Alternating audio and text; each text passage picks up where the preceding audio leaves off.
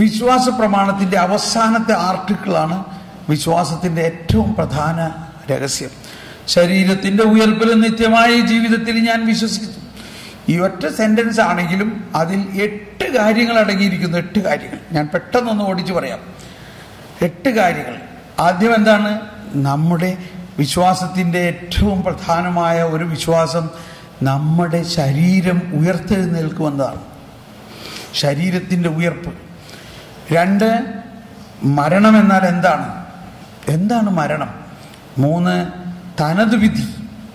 4, ശുദ്ധീകരണ സ്ഥലം, സ്വർഗം. 4, സ്വർഗം. 5, ശുദ്ധീകരണ സ്ഥലം. 6, നരകം. 7, പൊതുവിധി. 8, പുതിയ ആകാശം, പുതിയ ഭൂമി.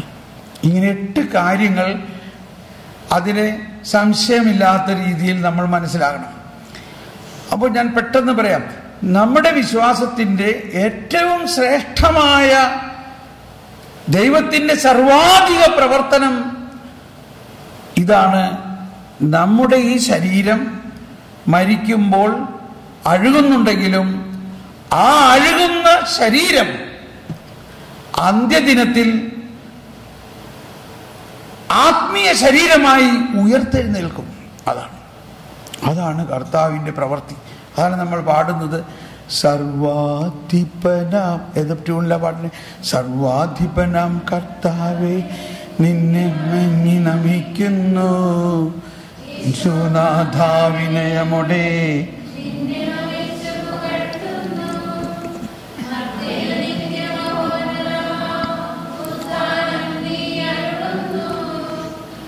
ക്ഷയമവനുടെ ആത്മാവിൻ. അപ്പൊ ദൈവത്തിന്റെ സർവാധിപ ശക്തി എന്ന് പറയുന്നത് നമ്മുടെ ഈ രോഗശാന്തിയോ ഇതൊന്നുമല്ല. അതെല്ലാം അതിൻ്റെ ഒരു ചെറിയ അടയാളമാണ്. ദൈവത്തിന്റെ സർവാധിപ ശക്തി എന്ന് പറയുന്നത് നമ്മുടെ മർത്യമായ മർത്യനു നിത്യമഹോന്നതമാം ഉത്ഥാനം നീ ആരും. അതാണ് സർവാധിപ ശക്തി. നമ്മുടെ മർത്യ ശരീരം നമ്മൾ മരിക്കുമ്പോൾ മണ്ണായി പോകുന്ന ഈ ശരീരം അന്ത്യദിനത്തിൽ ഉയർത്തെഴുന്നേറ്റ് അമർത്യമായ ശരീരമായി മാറുന്നു. അതാണ്. അത് കഴിഞ്ഞിട്ടുള്ള പ്രാർത്ഥന ഒന്ന് ഓർക്കാമോ? ആ സർവാധിപനാം കർത്താവ് പാടിക്കഴിഞ്ഞിട്ടുള്ള പ്രാർത്ഥന ആരെങ്കിലും ഒന്ന് പറയാമോ? വൈദികൻ അത് കഴിഞ്ഞിട്ട് പ്രാർത്ഥിക്കുന്ന പ്രാർത്ഥന എന്താ?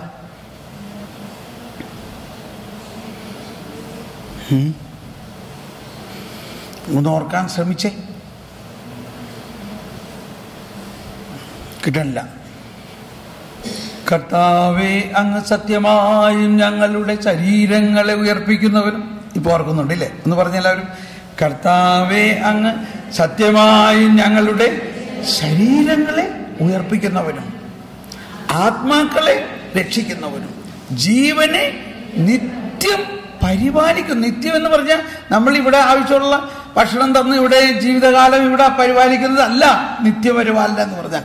നിത്യം പരിപാലിക്കുക എന്ന് പറഞ്ഞാൽ ഈ ഉയർത്ത അവസ്ഥയിൽ ഇവിടെ വെച്ചും മരണാനന്തരവും അനന്തതയിലേക്ക് നമ്മളെ പരിപാലിക്കുന്നു.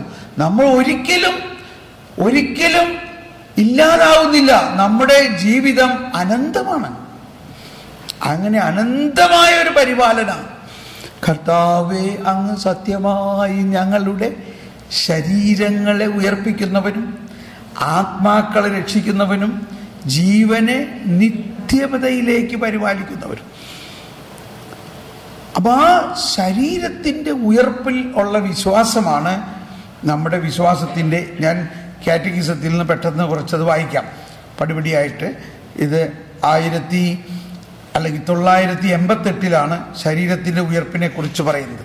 988 പറയുന്നത് ഇങ്ങനെയാണ്: the Christian faith enter into its culmination in the faith in the resurrection of the body.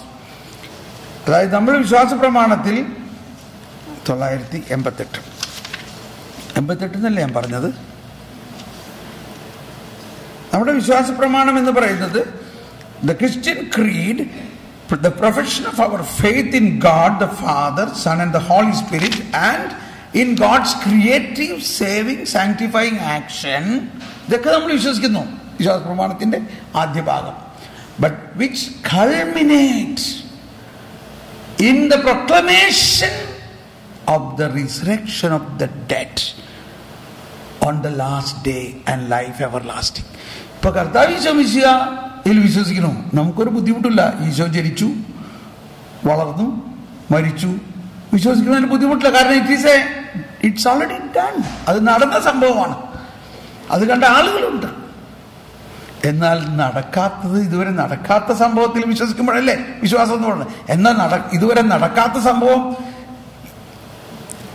കർത്താവ് ഈശോ മിശിഹായുടെ വീണ്ടും വരവും, ആ സമയത്ത് യുഗാന്ത്യവും, ആ സമയത്ത് ഇന്നിവിടെ ജീവിച്ച മനുഷ്യന്റെ എല്ലാവരും ശരീരത്തോടെ ഉയർത്തെഴുന്നേൽക്കുമെന്ന് പറയുന്നത്. ഇത് നിങ്ങൾ വിശ്വസിക്കുന്നുവോ? വിശ്വസിക്കുന്നുവോ?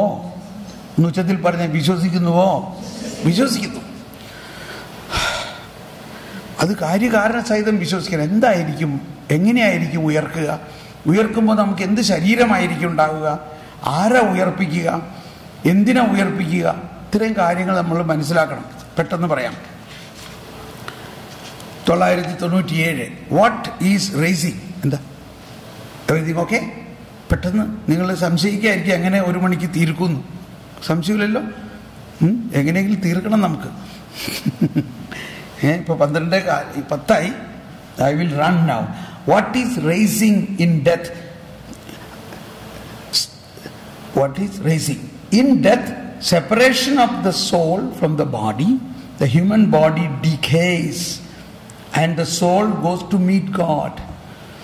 While awaiting its reunion, God in His almighty power will definitely grant incorruptible life to our bodies by reuniting them with our souls. ഇപ്പൊ നമ്മൾ മരിക്കുമ്പോൾ നമ്മുടെ ശരീരം മണ്ണോട് ലയിച്ചാലും ഈ ഡിക്കേഡ് ബോഡിയെ, അപ്പോൾ ആക്ച്വലി അതിനകത്ത് മനസ്സിലാക്കേണ്ട വലിയൊരു രഹസ്യം, നമ്മുടെ മരണം എന്ന് പറയുന്നത് ആത്മാവും ശരീരവും സെപ്പറേറ്റ് ആകുന്നതാണ് മരണം. Death means the soul leave the body. ഈ ബോഡിയുടെ ചാലക ശക്തി ആത്മാവായിരുന്നു, ഇല്ലേ? ആ ആത്മാവ് ബോഡി വിട്ട് ദൈവത്തിലേക്ക് പോവുകയും ബോഡി മണ്ണിലേക്ക് പോവുകയും ചെയ്തു. എന്നാൽ ഇവിടെ മനസ്സിലാക്കേണ്ട വലിയൊരു രഹസ്യം, ഈ ആത്മാവിനും ബോഡിയും ഒന്നായിരുന്നപ്പോൾ അവരിലുണ്ടായിരുന്ന ദൈവിക സ്വഭാവം ഇപ്പോഴും നിലനിൽക്കുന്നുണ്ട്. ആ ദൈവിക സ്വഭാവം ഡീക്കേ ചെയ്യുന്നില്ല. പക്ഷെ ഇപ്പൊ എവിടെയാണ് അത് തങ്ങി നിൽക്കണമെന്നായിരിക്കും നമ്മൾ ചിന്തിക്കുന്നത്. There is a divine nature because both come from God. അത് ഒന്നായിരുന്നു, രണ്ടായിട്ടല്ല അതിനെ ദൈവം സൃഷ്ടിച്ചത്. God created them as one, but they are body, and body is a material, soul is a spiritual. അതൊക്കെയാണ്. അപ്പം ഈ ഡീക്കേഡ് ബോഡി ഉയർത്തെഴുന്നേറ്റ് നമ്മുടെ ആത്മാവോട് ചേർന്ന് ആ ബോഡിയും അമർത്യമായ ശരീരമായി മാറും. ബുദ്ധിമുട്ടാണ് ഇത് വിശ്വസിക്കാനൊക്കെ. അപ്പൊ അതാണ്, ഇത് വിശ്വസിക്കുന്നതിലാണ് ശരീരത്തിന്റെ ഉയർപ്പിൽ ഞാൻ വിശ്വസിക്കുന്നു. ഇനി ഈ ശരീരത്തിന്റെ ഉയർപ്പ് ഇതാണ്, എനിക്ക് കേട്ടോ 1002 പറയുന്നത്, Christ will raise us up on the last day. But it is also true that in a certain way we have already risen with Christ, because through Holy Spirit Christian life now on earth is a participation in the death and resurrection of Christ. അതാണ് വിശുദ്ധ കുർബാന സ്വീകരണത്തിലൂടെ ഉയർപ്പിൽ നമ്മൾ പങ്കുചേരുകയാണ്. നമ്മൾ സ്വീകരിക്കുന്ന ഈശോ ഉയർത്തെഴുന്നേറ്റ ഈശോയാണ്. നമ്മളിൽ വസിക്കുന്ന പരിശുദ്ധാത്മാവ് ഉയർത്തെഴുന്നേറ്റ യേശുവിന്റെ ആത്മാവാണ്. അപ്പോൾ പരിശുദ്ധാത്മാവിലൂടെയും കൂദാശകളിലൂടെയും നമ്മൾ already experiencing an advance experience of the resurrection. അതാണ് അതാണ് ആ ലാസറിന്റെ ഭവനത്തിൽ ഈശോ എസ്റ്റാബ്ലിഷ് ചെയ്തത്. ഈശോ അവിടെ വന്നു, ലാസർ മരിച്ചു, ചീഞ്ഞു, കണ്ടോ, ഡീക്കേറ്റ്, ബോഡി ഡീക്കേറ്റ്. ഓക്കെ, ഈശോ 3-ാം ദിവസം ഉയർത്തു. പക്ഷേ ലാസർ 4-ാം ദിവസത്തിലേക്ക് പോയി. 3-ാം ദിവസം കഴിഞ്ഞാൽ ശരീരം ജീർണിക്കും. അപ്പോൾ to cut short the thing, Martha പറയാണ്, കർത്താവ് ഇപ്പം ദുർഗന്ധം വമിക്കുന്നുണ്ടാവും. മാർത്ത, ഞാൻ പറഞ്ഞില്ലേ, നീ വിശ്വസിക്കുമെങ്കിൽ ദൈവമഹത്വം കാണും. എന്താ നീ വിശ്വസിക്കേണ്ടത്? I am the resurrection, I will be എന്നല്ല പറഞ്ഞേ, ഐ ആം. അതായത് അന്ത്യദിനത്തിൽ ഉയർപ്പിക്കുന്ന ഞാൻ, I am here. I believe. ഇപ്പോ ഈശോ പറയാണ്, ലാസറസ്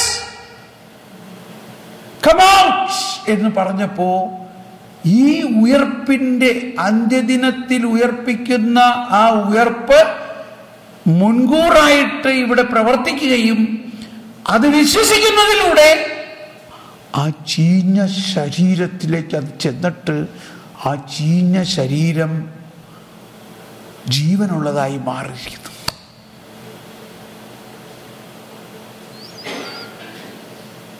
ഇതാണ് ഏറ്റവും വലിയ സർവാധിപ ശക്തി ഈശോയുടെ.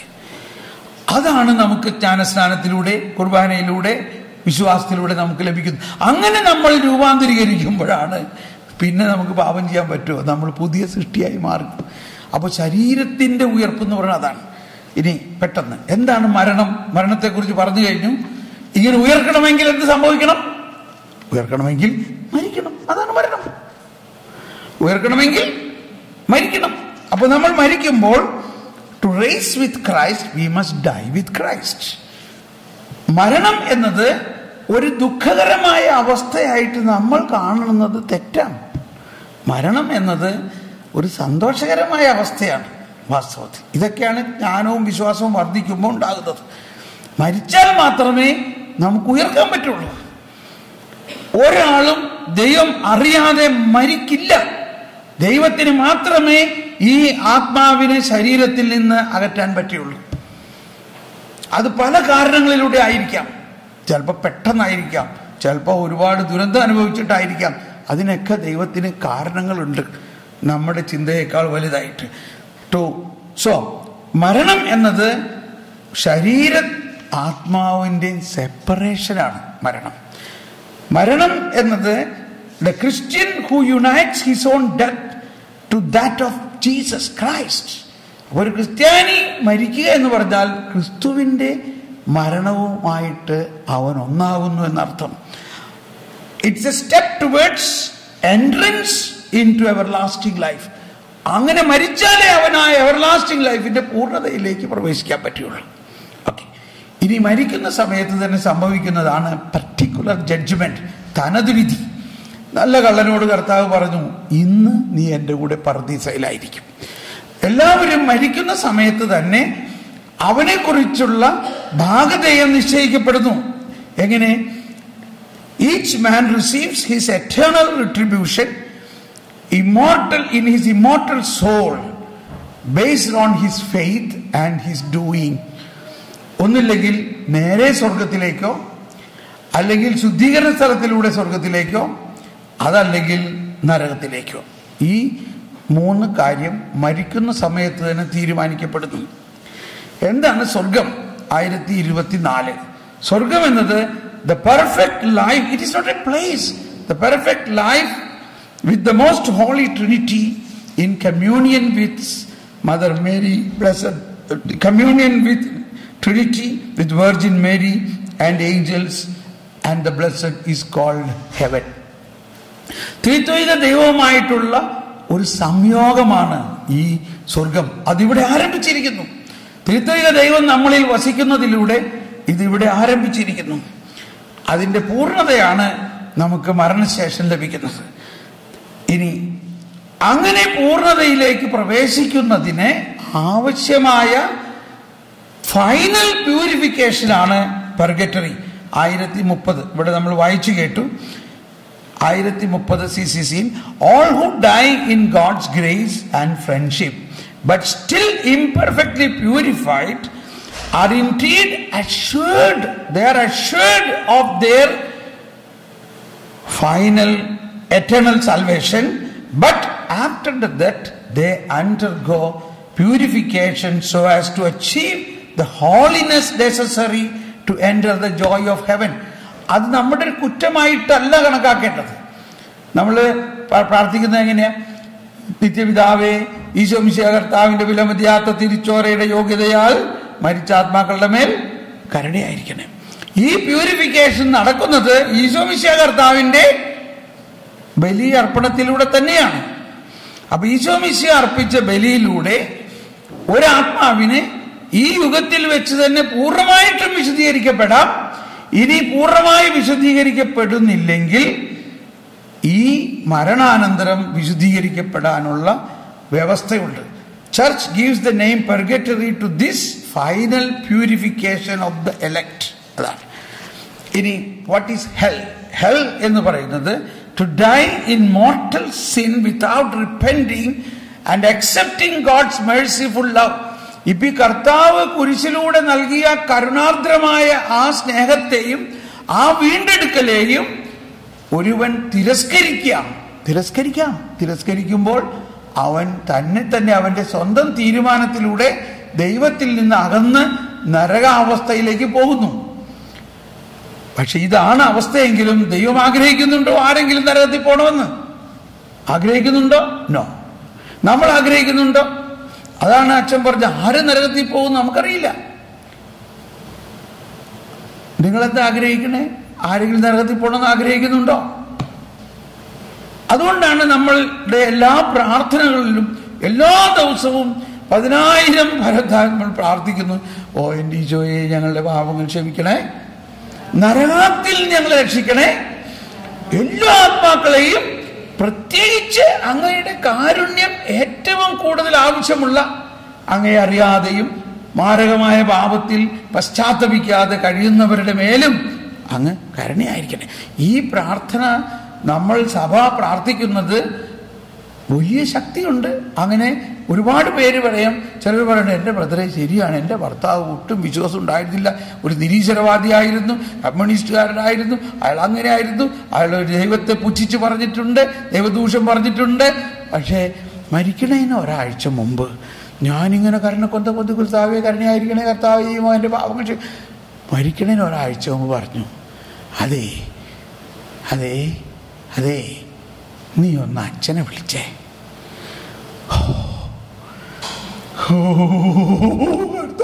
അങ്ങനെ അച്ഛനെ വിളിച്ചു.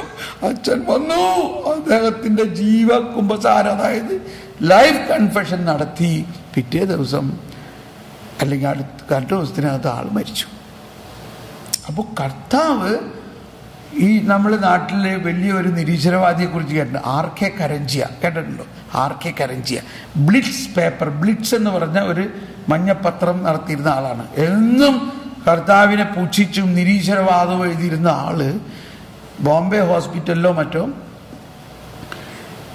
ക്യാൻസറായിട്ട് മരണത്തോട് മല്ലിടുന്ന സമയം ഡോക്ടേഴ്സ് എല്ലാം പറഞ്ഞു, ഇനി ഞങ്ങൾക്കൊന്നും ചെയ്യാനില്ല, we have no hope, nothing can be done.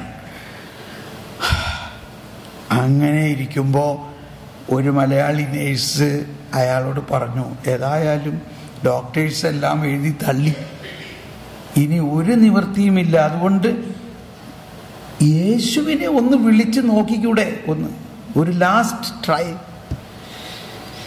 കണ്ടോ, അയാള് യേശുവേ എന്നെ രക്ഷിക്കണേ എന്ന് വിളിച്ചു എന്നാ പറയണേ.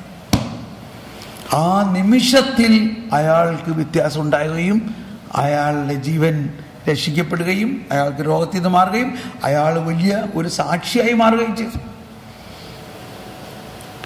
അപ്പോൾ നമ്മൾ ഉദ്ദേശിക്കും ചിലവരൊക്കെ ഭയങ്കര ഭയമായ പാപത്തിൽ ഇവനൊന്നും സ്വർഗത്തിൽ കയറില്ല, പക്ഷെ കർത്താവ് അവരെ എല്ലാം രക്ഷിക്കുന്നതിന് നമ്മുടെ പ്രാർത്ഥനകളെ ഉപയോഗിക്കുന്നു. അതാണ്. ഇപ്പൊ ചിലവർ പറയും, അയ്യോ നമ്മൾ എല്ലാ ദിവസവും കുമ്പസാരിച്ച്, അല്ലെ എല്ലാ ദിവസവും കുർബാനയും കൈക്കൊണ്ട് ആഴ്ചയിൽ ഒരിക്കലെങ്കിലും കുമ്പസാരിച്ച് ഇത്രയും ഭക്തിപൂർവ്വം നടക്കുന്ന നമ്മളും ഇതൊന്നും ചെയ്യാണ്ട് ജീവിതകാലം മുഴുവനും പാപത്തിൽ ജീവിക്കുന്ന അവരും രണ്ടുപേരും സ്വർഗത്തിൽ പോകാന്നിട്ട് പിന്നെ നമ്മളെന്തിനൊക്കെ ചെയ്യണേ? ഇതൊക്കെയാണ് ചോദ്യങ്ങൾ. ഉത്തരം എന്താ? നമ്മൾ ഇങ്ങനെയൊക്കെ ചെയ്യണത് കൊണ്ടാണ് ആ കൃപ ഈശോയുടെ പാപങ്ങൾ ക്ഷമിക്കാൻ ആദ്യങ്ങളെ രക്ഷിക്കണേ എല്ലാ ആത്മാക്കളെയും, പ്രത്യേകിച്ച് ഈ പള്ളിയിൽ വരാതെയും പാപകരമായ അവസ്ഥയിൽ ജീവിക്കുകയും പശ്ചാത്തപിക്കാതെ മാരകമായി ജീവിക്കുന്ന അവനെ മേലും കർത്താവേ കരുണയായിരിക്കണേ. അത് അവർക്ക് കോട്ടയാവുന്നു. അതാണ് മധ്യസ്ഥം നമ്മുടെ ഈ പ്രാർത്ഥന. അത് 4 പേര് ഒരു തളർവാദ രോഗിയെ താഴോട്ടിറക്കിയപ്പോൾ കർത്താവ് അവരുടെ വിശ്വാസം കണ്ടിട്ട് തളർവാദ രോഗിയോട് പറഞ്ഞു. എന്തു പറഞ്ഞു? മകനേ, നിന്റെ പാപം ക്ഷമിച്ചിരിക്കുന്നു. ഓക്കെ, അപ്പോ നരകം എന്നത് ഈ കരുണാർദ്രമായ സ്നേഹത്തെ തിരസ്കരിക്കുന്ന അവസ്ഥയാണ്. എങ്കിലും ആരും നരകത്തിൽ പോകാൻ ദൈവം മുൻകൂട്ടി തീരുമാനിച്ചിട്ടില്ല. പക്ഷെ അങ്ങനെ ഒരു അവസ്ഥയുണ്ട്. അതിലാര് പോകും? പിശാചും അവന്റെ കൂട്ടുകാരവിടെ ഉണ്ടാവും. മനുഷ്യരെ നരകത്തിൽ പോണത് ആരായിരിക്കുമെന്ന് നമുക്ക് മുൻവിധിക്കാൻ പറ്റില്ല. എന്താണ് last judgement? The resurrection of all the dead. ആ ലാസ്റ്റ് ജഡ്ജ്മെന്റിൽ കർത്താവ് വീണ്ടും വരുന്ന സമയത്ത് അതിനു മുമ്പ് നടക്കുന്ന ഒന്നായിരിക്കും രാജ്യത്തിന്റെ ഈ സുവിശേഷം ലോകം മുഴുവൻ പ്രഘോഷിക്കപ്പെടും. അതിനുശേഷം അന്ത്യമാകുന്നതാവും. ജഡ്ജ്മെന്റ് പറയുമ്പോൾ പെട്ടെന്ന് നമ്മൾ ഭയപ്പെടേണ്ട. പോപ്പ് ഫ്രാൻസിസ് പറയുന്നത് ഇത് നിങ്ങളെ വളരെ സന്തോഷത്തോടു കൂടി ഒരുങ്ങേണ്ട ഒരു കാര്യമാണ്. നിങ്ങളുടെ കൂടെ 2 അഡ്വക്കേറ്റുമാരുണ്ടാവും, കർത്താവ് ഈശോ മിശിഹായും പരിശുദ്ധാത്മാവും. ആത്മാവിനെ എന്നേക്കുമായിട്ട് നിങ്ങൾക്ക് തന്നിരിക്കുന്നു ആസ് എൻ അഡ്വക്കേറ്റ്. ഈ അഡ്വക്കേറ്റിന്റെ പ്രധാന ജോലി എവിടെയാ? കോടതിയിൽ ചെല്ലുമ്പോഴാ.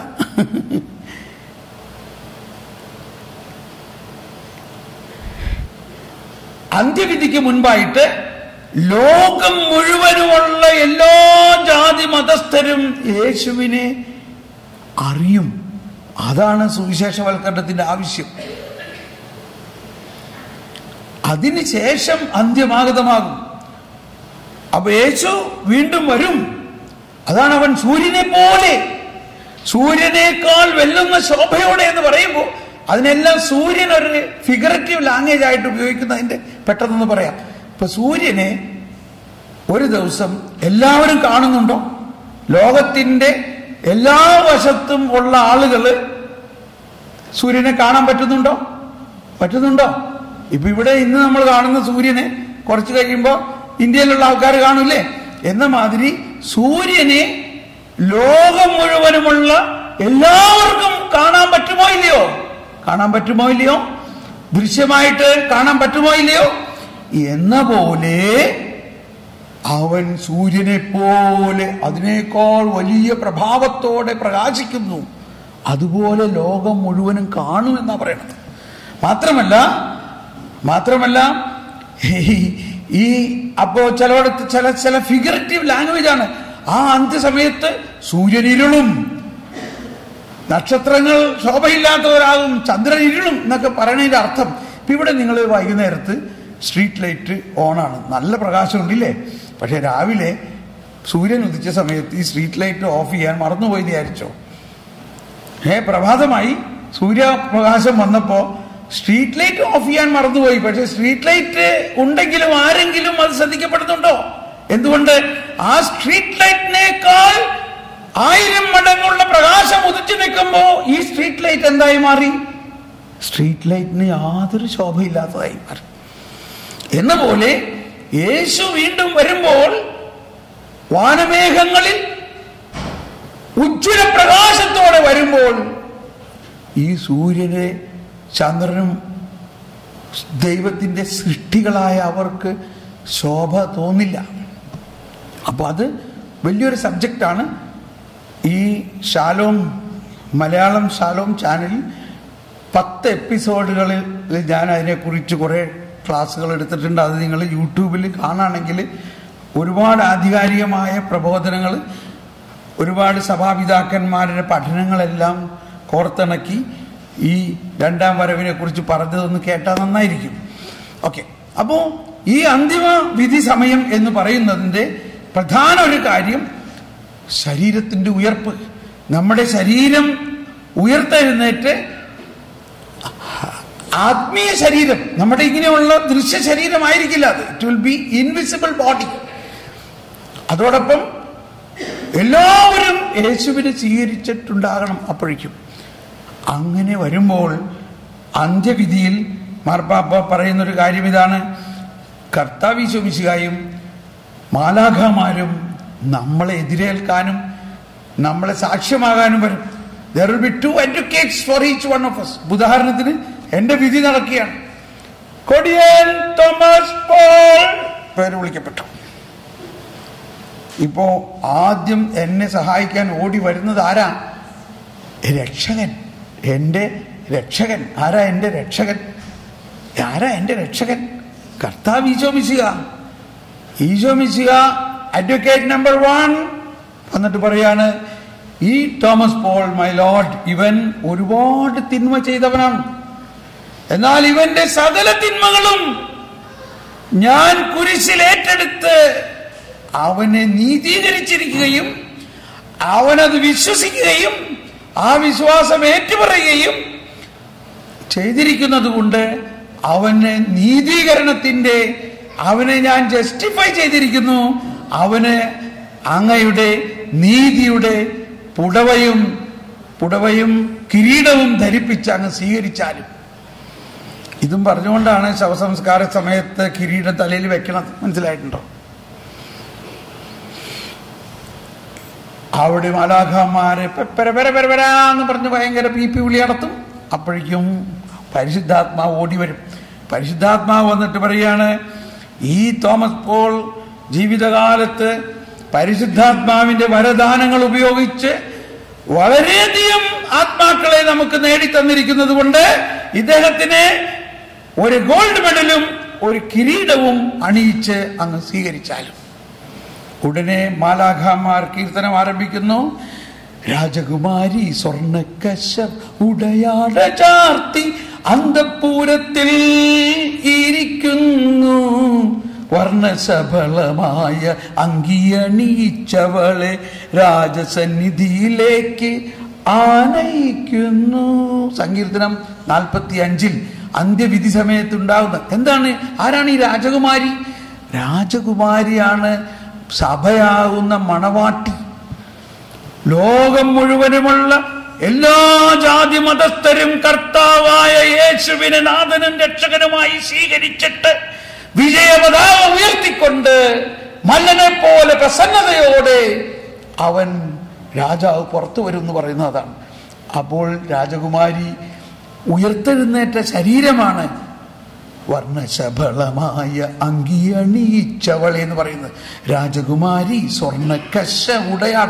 ആ സ്വർണ്ണക്കശ ഉടയാട എന്ന് സങ്കീർത്തനത്തിൽ പറയുന്നത് മഹത്വമണിയുന്ന ഉയർത്തെഴുന്നേറ്റ ശരീരം അണിഞ്ഞുകൊണ്ട് സഭ വിജയപതാകയായിട്ട് നിൽക്കുന്നു. അവിടെ രാജാവ് കർത്താവ് ഈശോ മിശിഹ മണവാളൻ മണവാട്ടിയുമായിട്ട് സഭയെ പിതാവിന് സമർപ്പിക്കുന്നു. രാജകുമാരി സ്വർണ്ണക്കശ ഉടയാട ചാർത്തി അന്തഃപുരത്തിൽ ഇരിക്കുന്നു, വർണ്ണശബളമായ അങ്കിയണിയിച്ചവളെ രാജസന്നിധിയിലേക്ക് ആനയിക്കുന്നു. ഇനി അടുത്തതാണ് അന്ത്യവിധി കഴിഞ്ഞു.